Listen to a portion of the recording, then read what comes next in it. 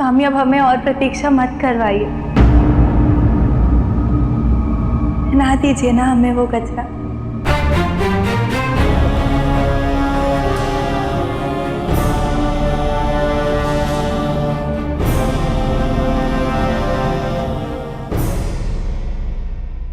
पार्वती,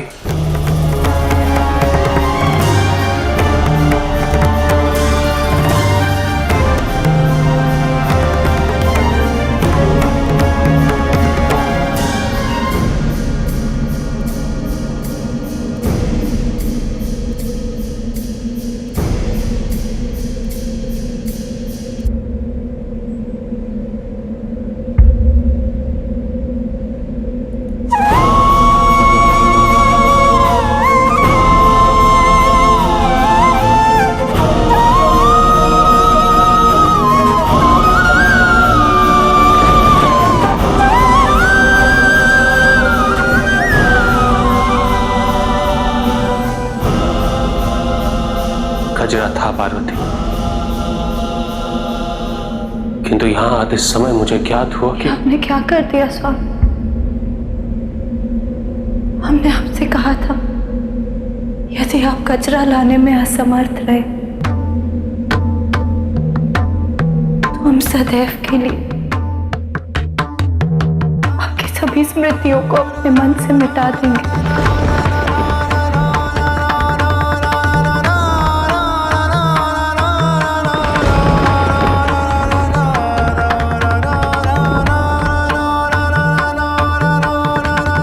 हमारी स्मरण शक्ति लौटाने हेतु कठोर परिश्रम करना होगा, ठीक उसी प्रकार जिस प्रकार हमने किया था। नहीं पार्वती,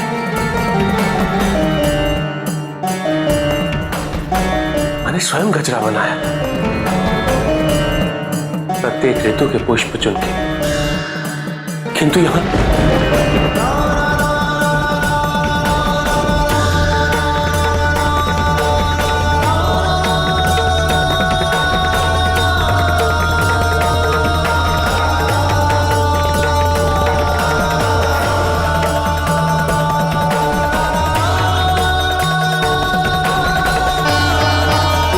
क्षमा कर दीजिए स्वामी। नहीं पार्वती,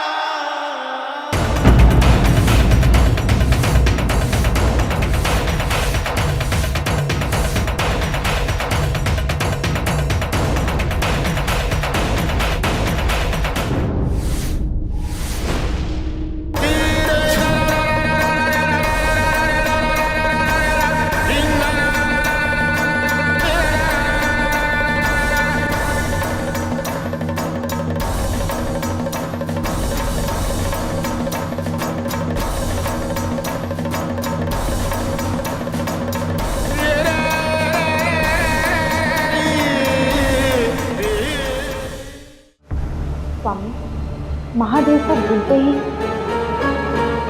देवी पार्वती से 10 महाविद्याओं की शक्तियां पृथक हो गई। महादेव स्वयं विद्यापति है, इसलिए इन शक्तियों का सीधा संबंध महादेव से। ये 10 महाविद्याएं तब तक देवी पार्वती में विद्यमान रहेंगी जब तक उन्हें महादेव का स्मरण रहेगा।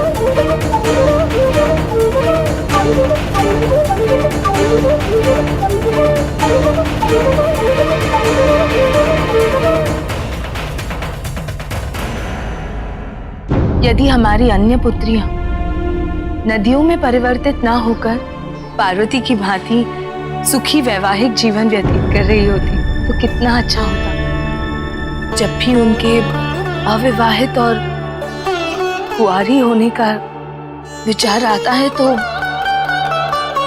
अत्यंत दुख होता है। प्रसन्नता तो इसी बात की है ना, ये हमारी पार्वती ने विवाह किया है, और वो भी महादेव के साथ। कितना प्रेम करते हैं वो पार्वती को, इसलिए तुम सुखी। माँ, पिताजी,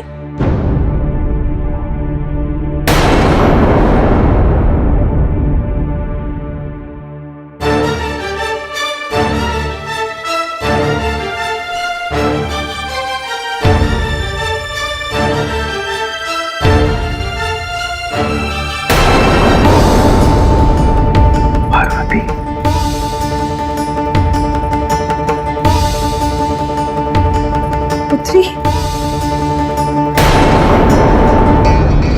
पार्वती, पुत्री तुम यहाँ इस समय?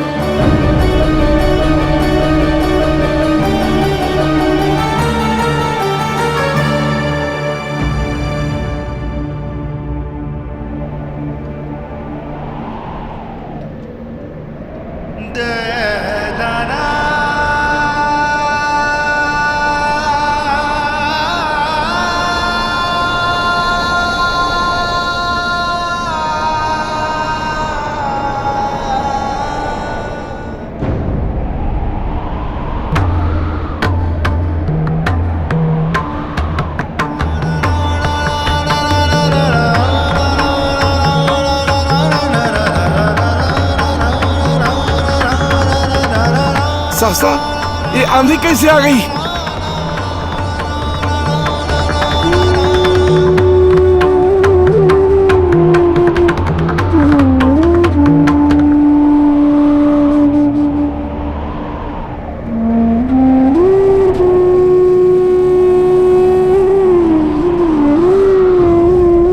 प्रभु,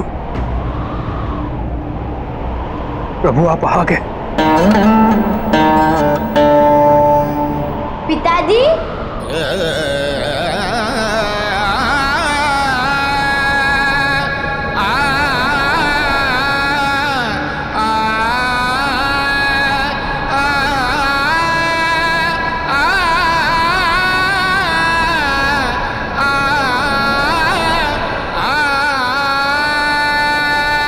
आपने हमें सूचित क्यों नहीं किया? हम तो आपके और माँ के स्वागत के लिए पूरे कैलाश को सजाने वाले थे। और अब जानते हैं पिताजी, आपकी अनुपस्थिति में कैलाश की मैंने संपूर्ण रूप से देखरेख की। सभी कार्य निरंतर होते रहे और यही नहीं, मैंने माँ के दायित्व का निर्वाह भी किया। प्रतिदिन नंदी व सभी गण प्रेतों के लिए भोजन भी बनाया।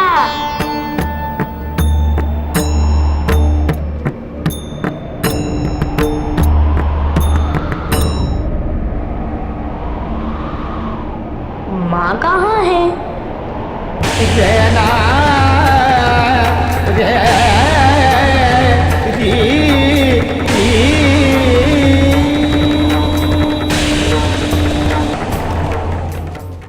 नारायण नारायण, ये कैसी लीला आरंभ हुई है महादेव और माता पार्वती की। माता महादेव से जुड़ी सारी स्मृतियों का परित्याग कर चुकी हैं। अब ये बात महादेव कैसे समझाएंगे गणेश को, कैसे उत्तर देंगे उनके प्रश्नों का? दूसरी ओर महारानी मैनावती और महाराज हिमावन को पार्वती की इस दशा का ज्ञान कौन कराएगा?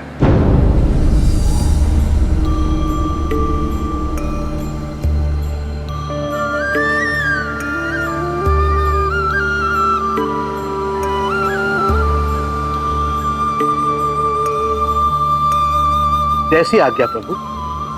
नारायण नारायण।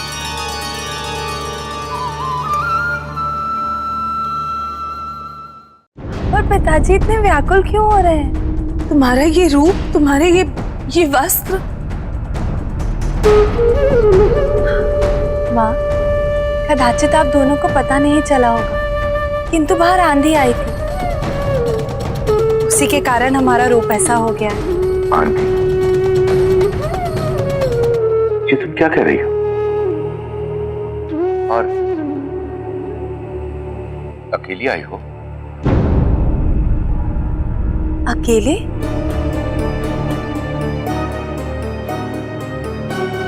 हम कुछ समझे नहीं पिताजी।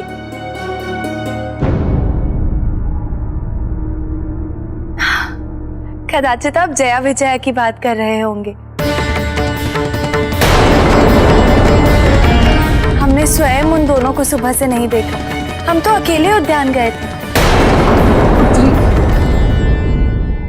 हम जया विजया के बारे में नहीं पूछ रहे हैं, हमारा तात्पर्य तो तुम्हारे परिवार से था।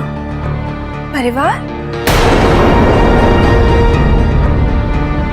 माँ, हमारा परिवार तो हमारे सामने है, फिर ये प्रश्न क्यों? आप क्या कह रही हैं माँ? सुनो, तुम दोनों जया विजया को हमारे कक्ष में भेज दें, हम अभी आते हैं।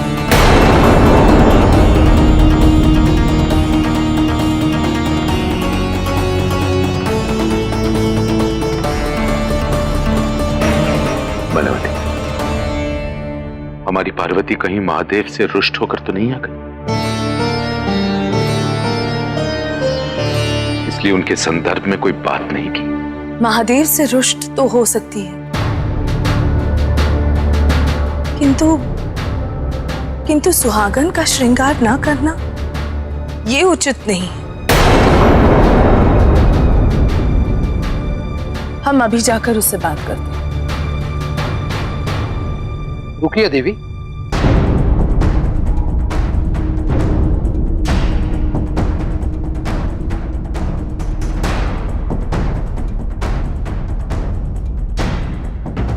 पिताजी बताइए ना, माँ कहाँ है? माता अवश्य ही आपके लिए कोई विशेष फल लेकर आ रही होगी, है ना प्रभु? उनको माँ तो जानती है कि मुझे केवल उनके हाथों बने मोदक ही सबसे प्रिय है, और वो भी तो मुझे देखने के लिए व्याकुल होंगी। तो फिर वो फलों के लिए इतना समय क्यों लगाएंगी?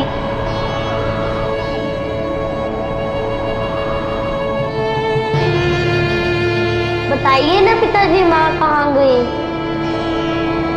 तुम्हारी माता नाना और नानी के यहाँ गई है। नाना नानी के पास? तो क्यों? और वो भी अकेले? हाँ, अब मैं समझा, आप मुझे यहाँ लेने के लिए आए हैं।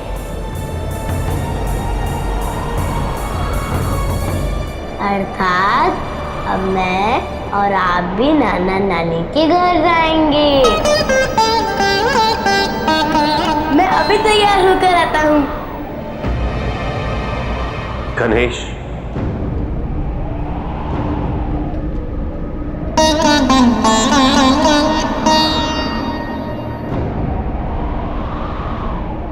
तुम्हारी माता ने मुझसे संबंधित सभी स्मृतियों को त्याग दिया।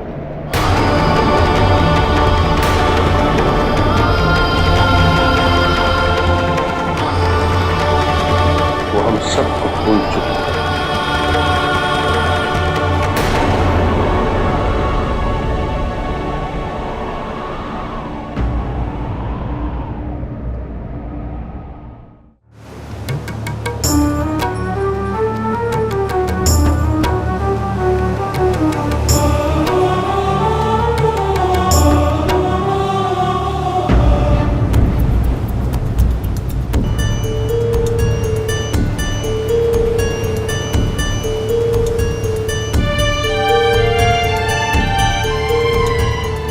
मत्स्य कन्या।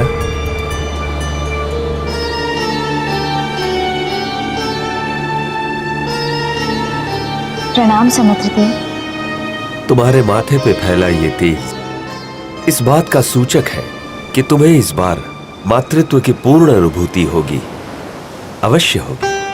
जी समुद्र देव, मैं नहीं चाहती पिछली बार की भांति कोई इन्हें हानि पहुंचाए, इसीलिए इन्हें जल में नहीं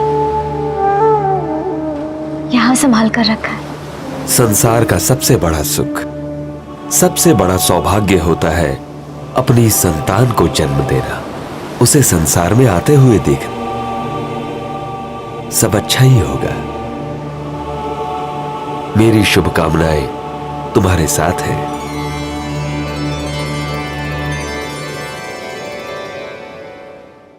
माँ कब लौटेंगे पिताजी?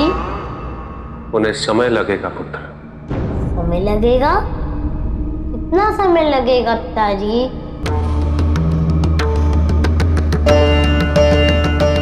जब तक मुझसे संबंधित उनकी सभी स्मृतियां वापस नहीं आती, तब तो वो शीघ्र ही लौट आएंगी।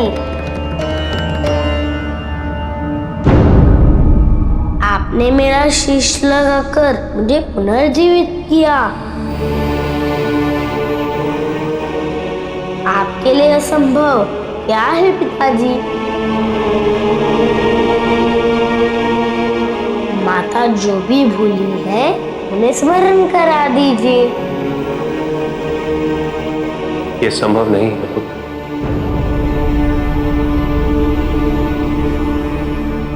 तुम्हारी माता के स्मृति नाश का कारण स्वयं उनकी अर्थात आदि शक्ति की जीवा से निकले हुए उनके वचन।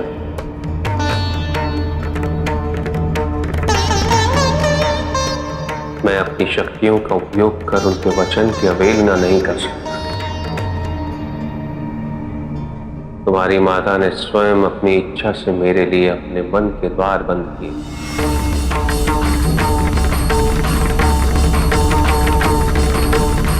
वो द्वार उनकी इच्छा से ही खुलेंगे।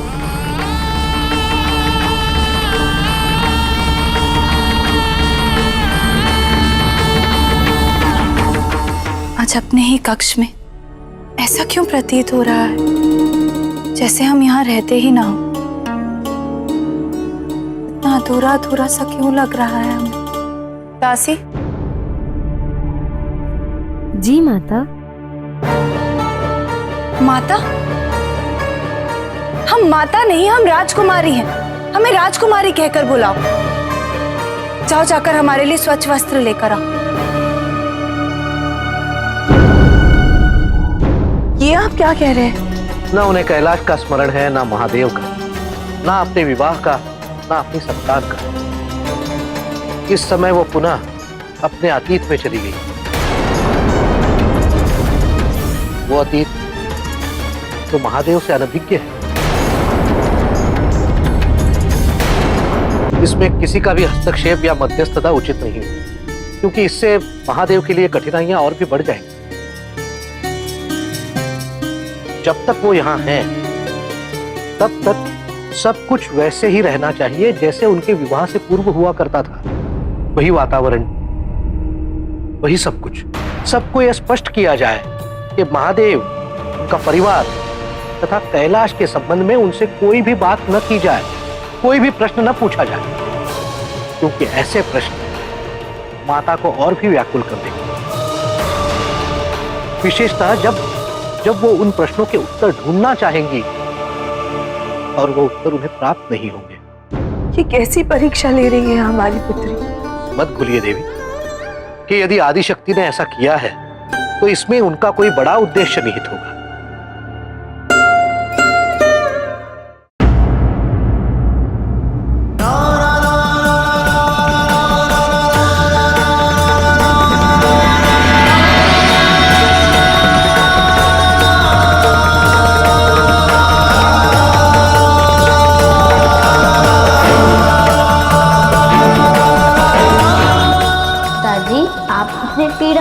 कभी व्यक्त नहीं करते। तो मैं जानता हूँ कि आप इतने अकेले हो गए हैं। आपके दुख का आभास है मुझे। अब मुझे ही कुछ करना होगा।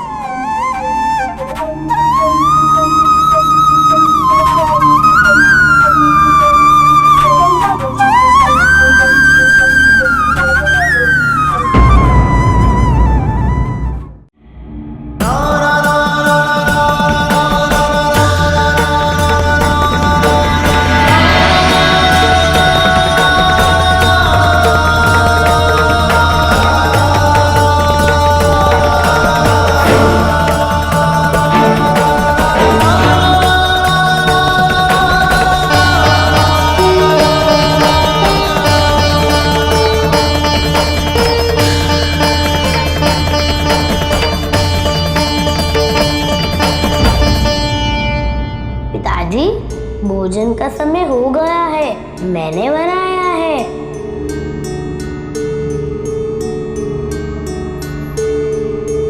तुमने खाया पुत्र?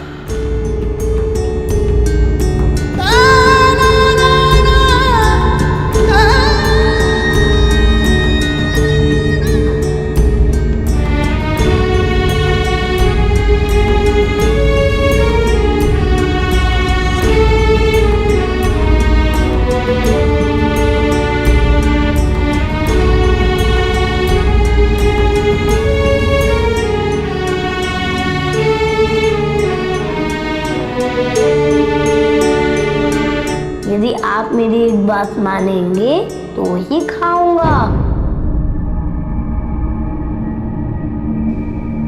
बोलो पुत्र। मैं माँ का अंश हूँ। माँ जब मुझे अपने समक्ष दिखेंगी, उन्हें सब स्मरण हो जाएगा।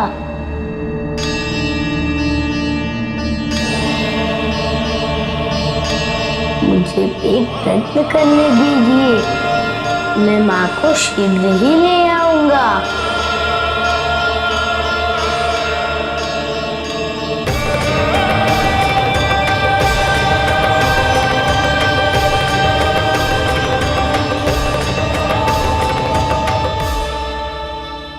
कहाँ थी तुम दोनों? हम कब से तुम्हें ढूंढ रहे थे। हम तो पूजा के लिए पुष्प एकत्रित करने गए थे। ये लो तुम्हारे वस्त्र।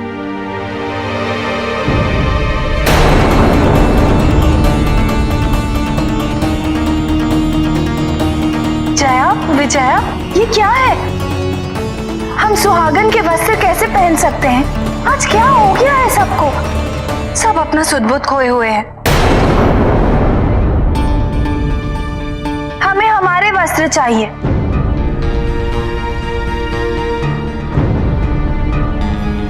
अब सोच क्या रहे हो? जाओ।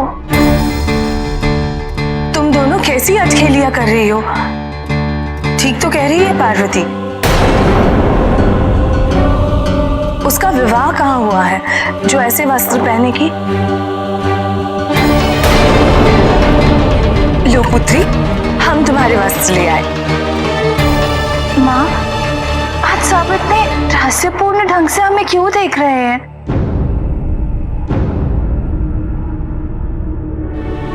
ऐसा प्रतीत हो रहा है जैसे लंबे अंतराल पश्चात हम यहाँ आए हों।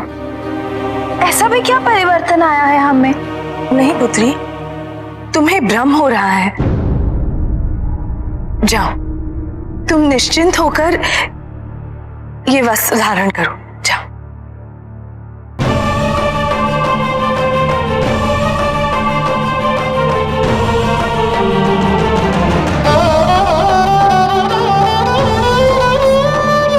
पुत्री, केवल तुम ही नहीं, तुम्हारा समस्त संसार परिवर्तित हो गया है।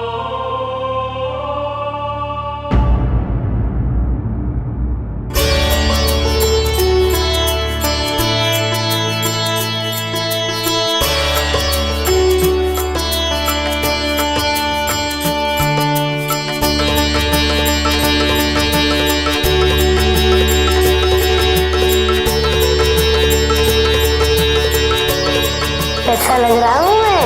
आप तो सदैव सुंदर दिखते हैं। मेरे कहने का तात्पर्य ये था कि मैं दुर्बल तो नहीं हो गया।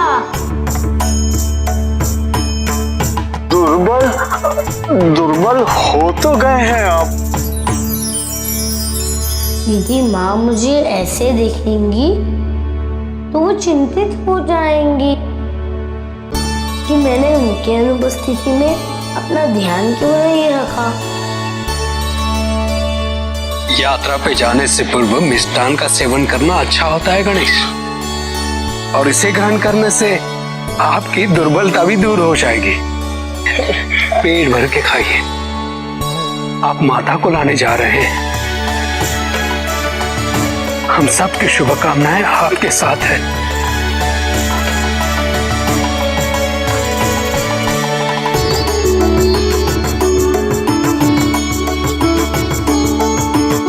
धन्यवाद नंदी। आप सब पिताजी का ध्यान रखिएगा। अवश्य गणेश।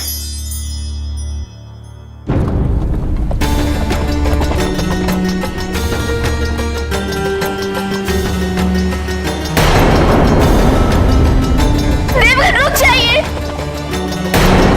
रुकिए कृपया, वहां मत जाइए, रुकिए, रुक जाइए।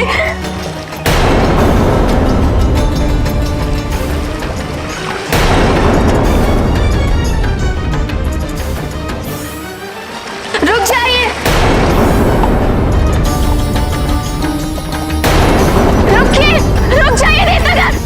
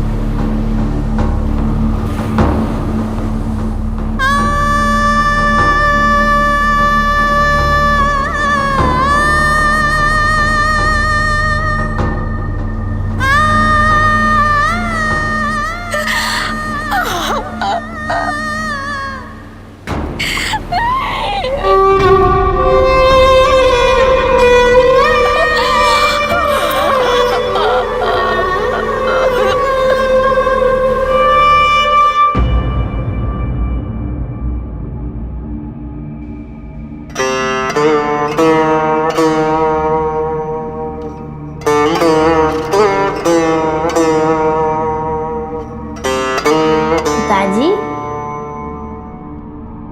पुत्र होने के नाते माता पिता के पुनर्मिलन हेतु प्रयास करना मेरा धर्म है, और आपकी अनुमति प्राप्त कर मैं और भी प्रोत्साहित हो गया हूँ। मैं माता को अवश्य लेके आऊंगा। माँ किसी को पहचाने ना पहचाने, अपने संतान को अवश्य पहचानेंगी।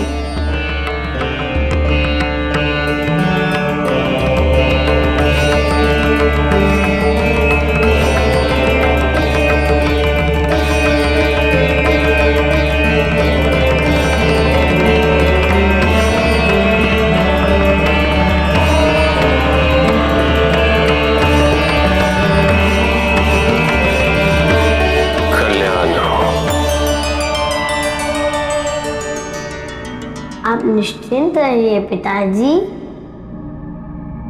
और माँ के स्वागत की तैयारियां कीजिए।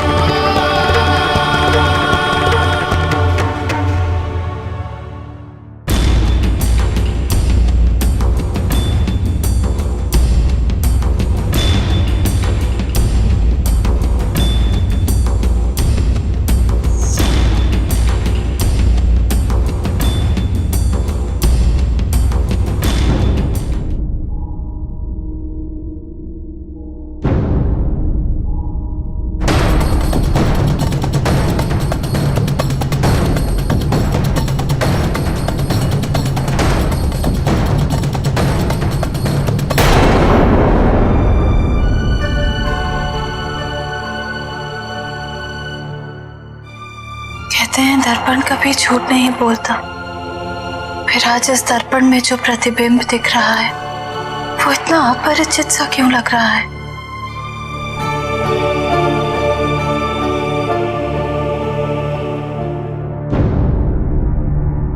जया, विजया, क्या तुम दोनों को हम में कोई परिवर्तन दिख रहा है? नहीं तो पार्वती? नहीं, अवश्य कुछ तो है। पहले तो हमें लगा कि दर्पण में दोष है, किंतु फिर सहसा हमारा हाथ हमारी मांग की ओर खींचा चला गया, जैसे हम सिंदूर लगाने वाले हों। किंतु हमारा तो अभी तक विवाह भी नहीं हुआ है, फिर ऐसा क्यों? तुम्हें भ्रम हुआ होगा। और अब विलंब मत करो, रंगोली सजाई जा रही है, सब तुम्हारी प्रतीक्षा कर रहे हैं।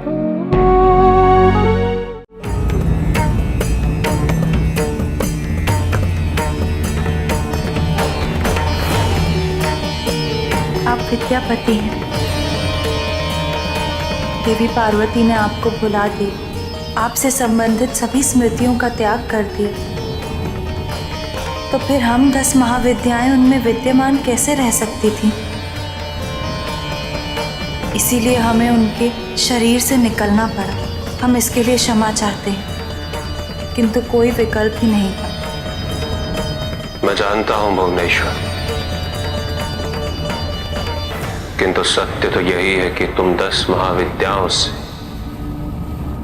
इस संसार को शक्ति, सुख, सौभाग्य, सुंदरता, शांति, स्थिरता, वैदिक ज्ञान, ऐश्वर्य, तमनाश और पूर्णता प्राप्त होती। पार्वती से पृथक होना स्वयं पार्वती के लिए, तुम सब के लिए और इस समस्त संसार के लिए अनर्थकारी सिद्ध होगा। इसीलिए हम ये प्रार्थना लेकर उपस्थित हुए हैं कि आप देवी पार्वती की स्मृतियां शीघ्र लौटाने का प्रयत्न करें, हमें पुनः उनके शरीर में स्थापित करें प्रभु। क्योंकि जब तक हम देवी पार्वती में पुनः स्थापित नहीं हो जाते, तब तक पुरुष और प्रकृति के बीच एक असंतुलन बना रहेगा। हम क्या करें? हमारे लिए क्या आदेश है? इस असंतुलन से इस संसार को कोई क्षति ना पहुंचे, इसके लिए मुझे स्वयं जागृत रहना होगा। मैं हर संभव प्रयास करूंगा कि मैं शीघ्र ही इस उद्देश्य की पूर्ति करूं।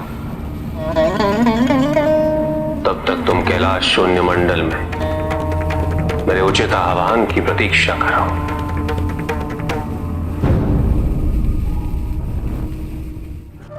वो शीघ्र ही जन्म लेने वाले थे। मेरी ममता, मेरे वात्सल्य की अनुभूति होने वाली थी उन्हें, किंतु कितनी निर्दयता से उन सभी देवताओं ने अपने रथ से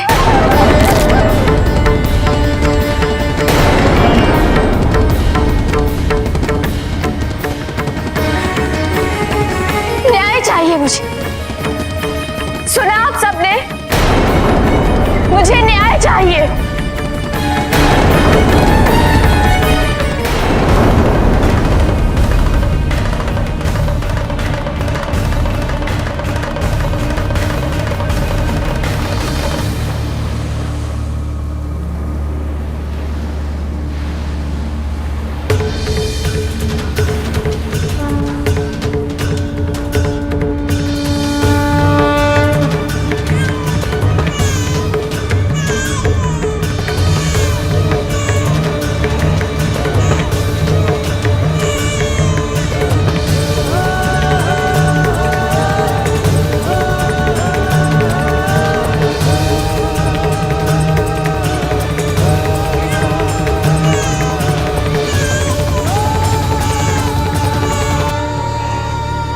महादेव की क्रोध अग्नि उनके अंश के रूप में जन्म ले चुकी है। महादेव को यह सूचित करना उनकी चिंता को और बढ़ाएगा। ये उचित नहीं होगा नारायण। मैं सहमत हूं ब्रह्मदेव। अब आपको और मुझको ये सुनिश्चित करना होगा कि इस नवजात का पालन पोषण ऐसे हाथों से हो जो धर्म के अनुसार इसका सही मार्गदर्शन कर सके। सत्य है, महादेव की ऊर्जा से उत्पन्न हुआ ये शिशु यदि किसी अधर्मी के हाथ लग गया तो ये भविष्य के लिए अत्यंत अनर्थकारी होगा।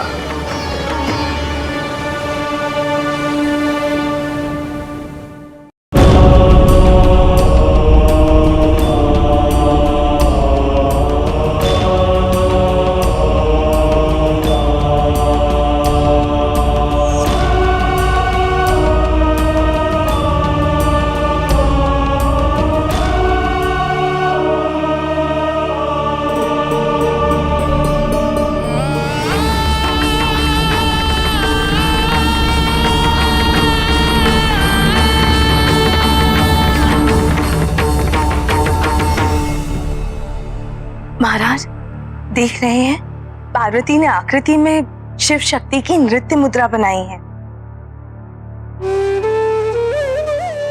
ये संकेत है महाराज कि उसे अपने अतीत का स्मरण हो रहा है।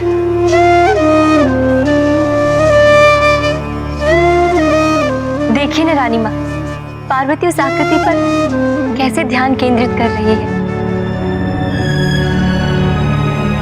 आपका अनुमान ठीक था रानी माँ। कुछ ही क्षणों में उसे ये बोध हो जाएगा कि उसकी अब तक की व्याकुलता का कारण क्या है।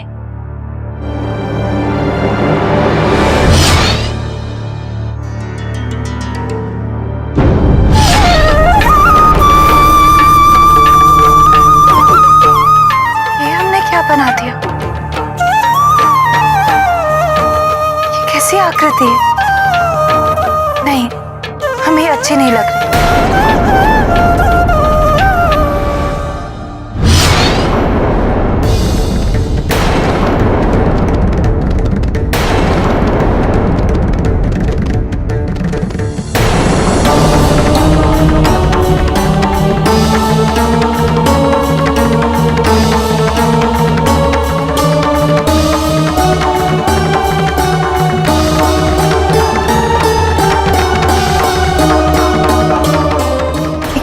जा रहा है हमें, कैसे विकार उत्पन्न हो रहे हैं मन में, हमें कुछ समझ नहीं आ रहा। नहीं, नहीं बनेगी ये रंगोली हमसे।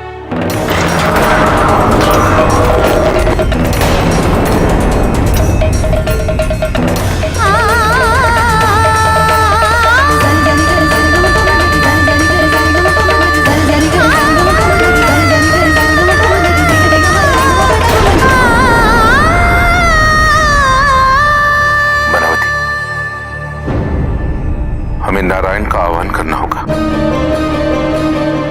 अब केवल वही हमें मार्ग दिखा सकते हैं।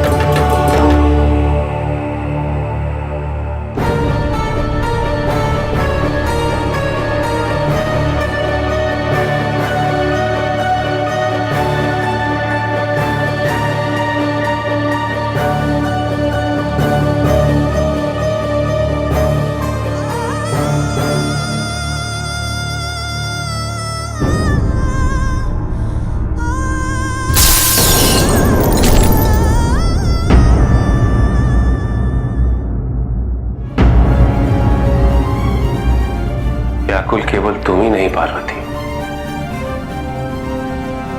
मैं भी हूं। अंतर है तो केवल इतना कि मुझे इसका कारण ज्ञात है, तुम्हें नहीं। तुम मुझे भूल गई पार्वती, अपने कैलाश को भूल गई। सबको भूल गई, किंतु यहां तुम्हें कोई नहीं भूला है पार्वती। सभी तुम्हारे लौटने की प्रतीक्षा कर रहे हैं।